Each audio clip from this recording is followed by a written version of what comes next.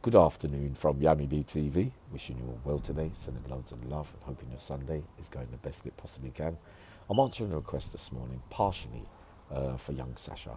He was asking me about the power struggles that take place on the wing, especially when, the smooth running of the wing is going perfectly, where everybody's coming out every day loving each other. Certain officers are happy because there's no trouble, but they know there's always a couple of dealers. But when they've got the control over those couple of dealers and just let it run along, because sometimes it's been said that certain types of drugs and contraband help the system running smoothly, and it keeps people calm, like weed and blah blah blah. The A class comes and that tips everything a bit upside down. But then at the same time, they could be bringing it in, we could be getting parcels, and somebody will be dealing it. You see what I mean? But then they can let it go as well, depending on who the officers are. Some won't. They'll be very serious about it. If they catch you, you're out. Others play the game. You got it.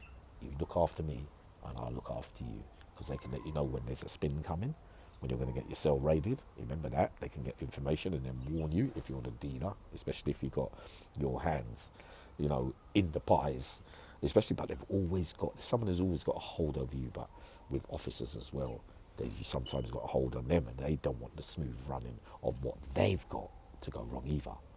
So then, when the new ones come, they're saying they want to just do their own thing, come in with a parcel and straight away come in.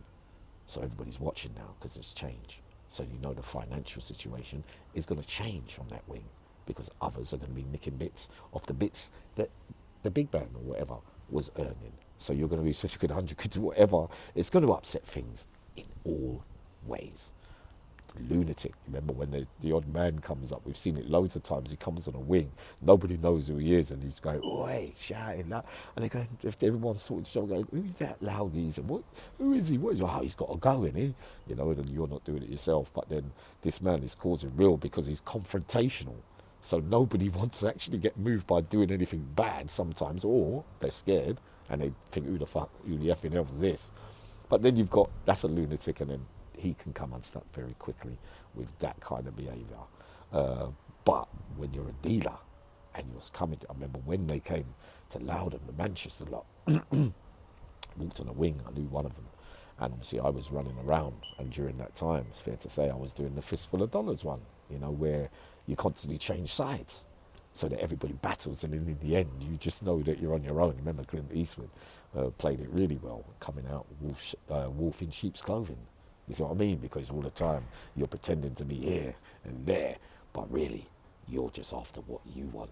And when the war starts, you know what you're going to do. But then when the war starts and it's everybody, then everyone's going to get moved. So there's no winners or losers. Sasha, that day, that time in Loudon, when they tried that, everybody had them raving up.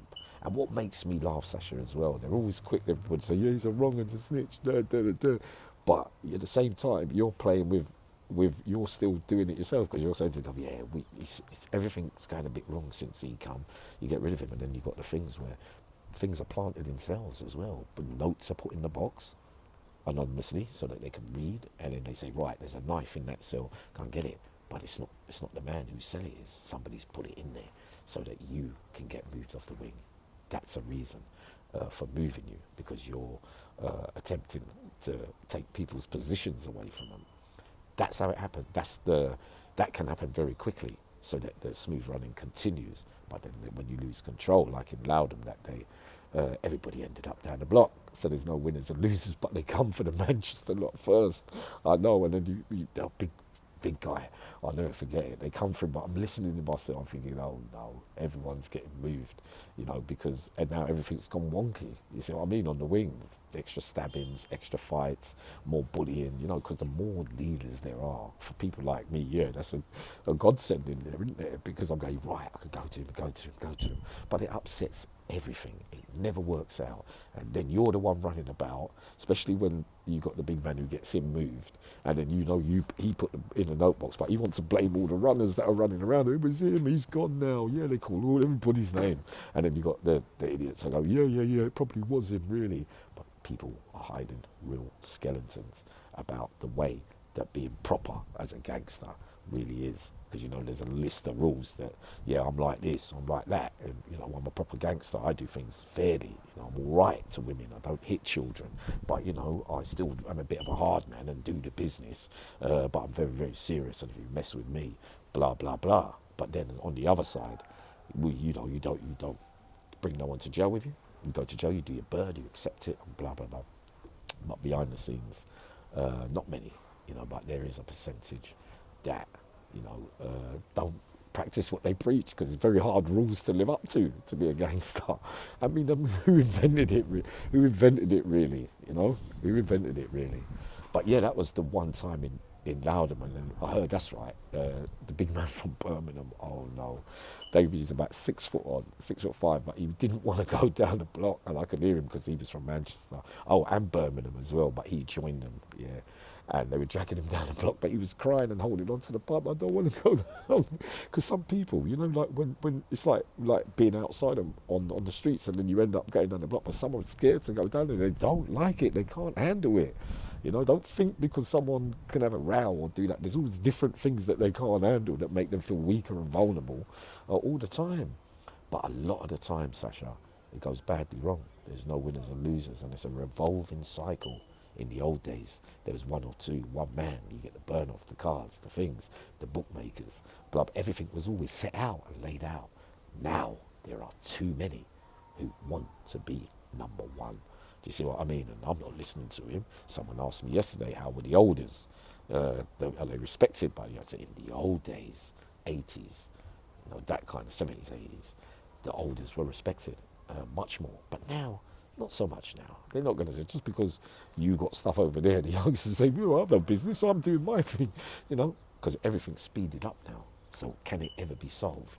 No, it can't, because that has been going on for years, and now it's got worse. How do they stop it? You can't.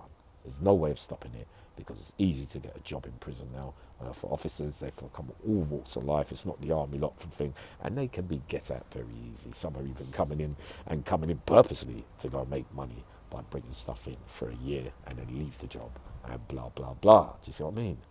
But the inmates all use each other at the time that you're there, especially the dealers. A lot of them don't like each other. They'll probably say hello and they might do a bit of business, but all the time they're thinking their position is under threat. I'll never forget the day on the Isle of Wight.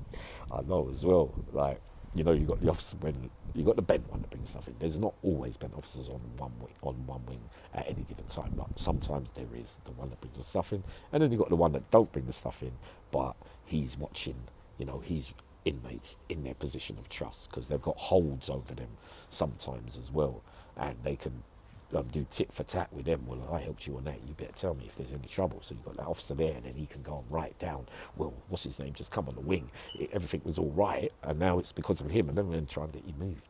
But really you're working with him for that, you know, and that's my thing of it. So what do we do, Sasha? It just goes on forever, boy.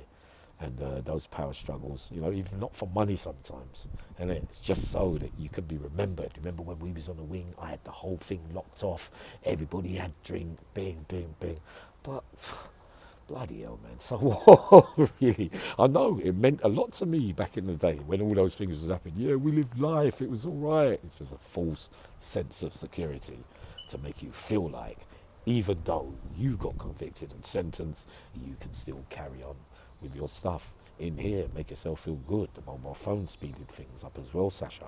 And then you got them all now, the dealers.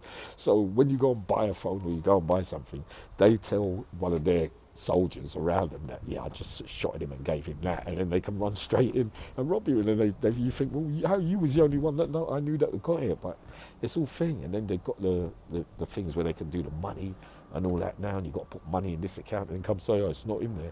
I feel so sorry for it all, really. Everybody concerned. It's just a revolving cycle, and it will continue for a long, long time, because I can't see ever them stopping the drug wars in jail. So it's not a position, it's not a place like for rehabilitation, is it? It's a place where everybody with their conniving minds and everything are still looking and searching for an easier life in there to make themselves feel better. Sasha, that's what I think I've explained it the best way I can at the moment, but I'm coming up in a minute with another story. All right, boy.